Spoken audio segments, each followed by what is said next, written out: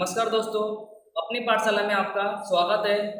State के अंदर हम चैप्टर सीख रहे थे सूचकांक, जहां हमने पिछले वीडियो में स्वाध्याय 1.2 में क्वेश्चन नंबर 1 और क्वेश्चन नंबर 4 को सीखा था, जहां हमें पारंपरिक आधार के सूचकांक को अचल आधार के सूचकांक में परिवर्तन करना था, जो हमने अच्छे से सीखा था। उम्मीद है आपको सवाल आते होंगे।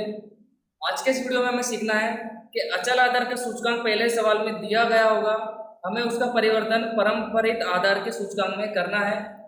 जब हमने इसके पहले वाला वीडियो देखा था, उसके अंदर एक सूत्र था, उसके हिसाब से हम सूचकांक ज्ञात करते थे।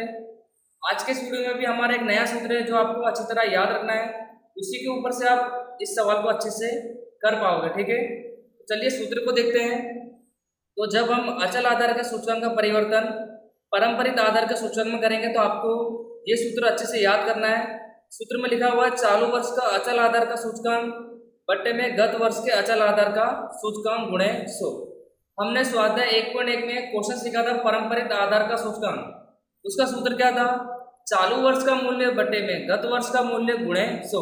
तो सेम टू सेम ऐसा ही सूत्र है, खाली यहाँ पर क्या आ जाएगा? सूचकांक, क्योंकि हमें परिवर्तन करना है ना, इसलिए हमें क्या दिया गया होगा? सूचकांक। और जब हम पारंपरिक आधार का सूचकांक निकालते हैं तो हमें क्या दिया होता था? मूल्य। तो बस खाली फर्क इतना ही है, यहाँ सूचकांक दिया है और वहाँ पे क्या दिया रहता था? मूल्य।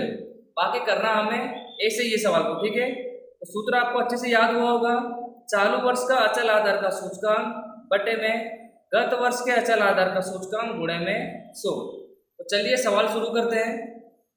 सवाल शुरू करने से पहले आपको एक बात ध्यान में रखनी है, जब भी आप ये वाला सवाल शुरू करो, जैसे कि अचल आधार का सूचकांक का परिवर्तन हमें किसमें करना है? पारंपरिक आधार के सूचकांक में। तब आपको पहले वर्ष के लिए याद रखना है सवाल में क्या आपको आधार वर्ष के बारे में कुछ जानकारी दी है या नहीं। क्या आधार वर्ष? आपको सवाल में अच्छे से चेक करना है आधार वर्ष के बारे में कुछ बोला गया है या नहीं। तो सवाल जब आप अच्छे से पढ़ोगे क्वेश्चन नंबर 2, तो आपको 2007 और 8 को आधार वर्ष लेना है। इसके पहले वाला सवाल में हमने क्या देखा था? पारंपरिक आधार के सूचकांक में परिवर्तन अचल आधार के सूचकांक में, जहां हमें आधार वर्ष बोला गया हो या ना बोला गया हो, बट वहां पे हमें आंसर की आवश्यकता होती थी। तब हम गुणाकार में क्या लेते थे? 100 लेते थे, ठीक है, क्योंकि यहाँ पे हमें आंसर की बात कर रहा था। पर जब आप ये वाला सवाल करोगे तो यहाँ पर क्वेश्चन के ऊपर से हमें क्या करना है? आंसर निकालना है, ठीक है, क्योंकि यहाँ पर कोई हमें आंसर निकाल के उसको गुणाकार में नहीं रखना है। जो भी हमें काम करना है वो क्वेश्चन के ऊपर से ही करना है, ठीक है। तो यहाँ पर आपको ध्यान में रखना है, यदि सवाल में आधार वर्ष बोला गया है तो आपको पहले वर्ष के लिए ध्यान में रखना है, ठीक है। अगर सवाल में आधार वर्ष बोला है, सबसे पहले हम कैलकुलेशन करते हैं। सूत्र क्या था हमारा? चालू वर्ष का अचल आधार का सूचकांक। तो 2008 और 9 के लिए चालू वर्ष का अचल आधार का सूचकांक कितना है? 117.4 बटे में गत वर्ष के अचल आधार का सूचकांक, और हमें आधार वर्ष के बारे में बोला गया है कि 2007 और 8 को आधार वर्ष दीजिए। तो जब भी आधार वर्ष बोला गया होगा तो बटे में कितना लेंगे हम? 100 लेंगे, ठीक है। गुणा क्या कर देंगे? 100। आधार वर्ष बोला है तो 100 लेना है हमको, ठीक है। तो 100 से 100 कट जाएगा, वही 117.4, ठीक है। जैसा कि मैंने आपको कहा कि पहले वर्ष के लिए आपको याद रखना है, यदि आधार वर्ष बोला गया है तो बटे में कितना लेंगे? 100। अभी इसके आगे वाला सवाल करेंगे तो आपको क्लियर हो जाएगा, ठीक है। चलिए अब दूसरे वर्ष के लिए करते हैं। दूसरे वर्ष के लिए चालू वर्ष का अचल आधार का सूचकांक कितना है? 118। तो बटे में क्या बोला था? गत वर्ष के अचल आधार का सूचकांक। इसका मतलब वर्ष 9 और 10 के लिए गत वर्ष कौन सा हो गया? 8 और 9, जो कि हमको दिया गया है कितना है? 117.4। गुणा क्या कर देंगे? 100। इसका मतलब आपको इसका आंसर मिल जाएगा, ठीक है। आप इसको हल कर लीजिएगा। आगे बढ़ते हैं। 10 और 11 के लिए चालू वर्ष का अचल आधार का सूचकांक कितना है? 121.3 बटे में गत वर्ष के अचल आधार का सूचकांक तो कितना दिया हमको? 118। गुणा क्या कर देंगे? 100, ठीक है। आप इसको हल कर लीजिएगा, मैंने आपको बता दिया करना कैसे है। 125.1 बट्टे में इसके पहले वाला वर्ष 121.3 गुणा 100, ठीक है। अब जैसा कि आपको पता चल गया होगा, खाली आपको पहले वर्ष के लिए याद रखना है। अगर आपको सवाल अच्छा से सीखना है तो आपको याद रखना पड़ेगा कि आधार वर्ष दिया गया है या नहीं। इस वाली मेथड के लिए आपको याद रखना है, अगर आधार वर्ष बोला है तो बट्टे में पहले वर्ष में कितना लेंगे? 100 लेंगे। और यदि आधार वर्ष नहीं बोला गया है तो अभी हम सवाल आगे सीख ही रहे, ठीक है। इसको भी हल कर देंगे। 128.4 बट्टे में इसके पहले वाला वर्ष 125.1 गुणा 100। 131.6 बट्टे में इसके पहले वाला वर्ष 128.4 गुणा 100 हल कर लीजिएगा। लास्ट में 134.6 बट्टे में पहले वाला वर्ष 131.6 गुणा 100। तो यदि आपने अच्छे से सीखा होगा तो आपको पता चल गया होगा, जो हमने परम्परित आधार का सूचकांक सीखा था उसी के जैसा सूत्र यहाँ पे भी अप्लाई हो रहा है। बस खाली आपको पहले वाले वर्ष के लिए याद रखना है, आधार वर्ष बोला गया हो तो आपको 100 लेना है, और अगर किसी सवाल में आधार वर्ष ना बोला गया हो, ठीक है, तो अभी मैं आपको आगे बता ही रहा हूँ। तो उम्मीद है आपको क्वेश्चन नंबर 2 समझ में आ गया होगा।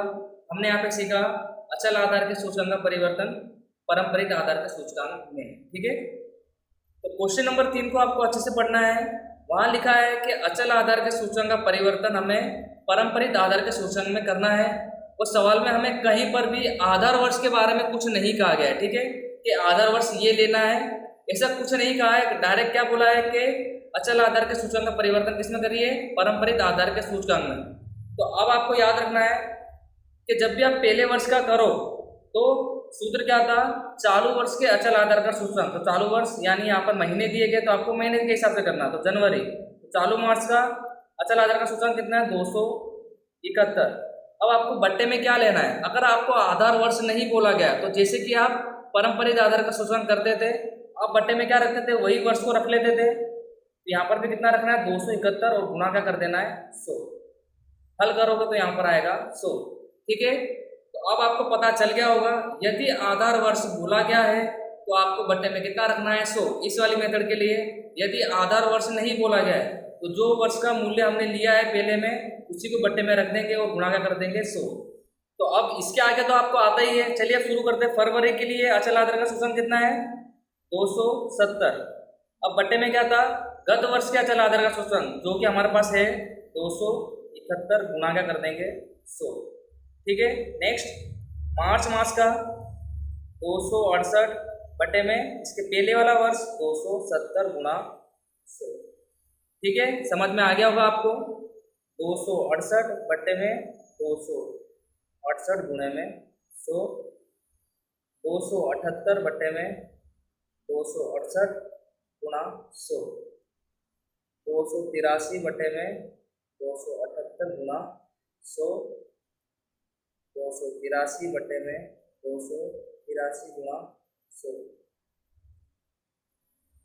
293 बट्टे में 283 गुणा 100, 293 बट्टे में 293 गुणे में 100, लास्ट 299 बट्टे में 293 गुणा 100। देख सकते हैं आप कितने इजी सवाल है स्टेट के अंदर जो सूचकांक चैप्टर है। खाली आपको फॉर्मूला में क्या अप्लाई करना है वो आपको अच्छे से अगर याद है तो आप किसी भी प्रकार का सवाल आसानी से कर सकते हो। इसके पहले वाली जो मेथड हमने सीखी थी, जहां हमें परम्परित आधार का सूचकांक का परिवर्तन किसमें करना था, अचल आधार के सूचकांक में, वहां आपको आधार वर्ष बोला गया हो या ना बोला गया हो, क्योंकि वहां पे हमें आंसर के साथ गुणा करना था। अगर आपके पास आंसर ही नहीं है तो आप क्या करते हो, एज्यूम करते हो, इसलिए हमने वहां पे क्या लिखा था, 100 लिखा था, ठीक है। तो 100 के साथ हमने गणना करी थी। बट इस वाली मेथड के लिए आपको क्वेश्चन की ही बात कर रहा है, इसलिए आपको ध्यान रखना, अगर आधार वर्ष बोला गया हो तो आपको कितना रखना है बट्टे में, 100। यदि आधार वर्ष ना बोला गया हो तो आपको जो पहले वर्ष का यानी जो पहले मास का है वही बट्टे में रखकर सवाल को सोल्व कर देना है, ठीक है। तो उम्मीद है आपको आज का वीडियो समझ में आया होगा, जहां हमने अचल आधार के सूचकांक का परिवर्तन किसमें करा, परम्परित आधार के सूचकांक में। तो इसी के साथ हमारा स्वाध्याय 1.2 भी कंप्लीट होता है। इसी के जैसे उदाहरण भी जो आप अच्छे से करके आप इसकी प्रैक्टिस कर सकते हो, ठीक है। तो आज के वीडियो में बस अब इतना ही रखेंगे। मिलेंगे आपसे फिर से नेक्स्ट वीडियो में नेक्स्ट टॉपिक के साथ।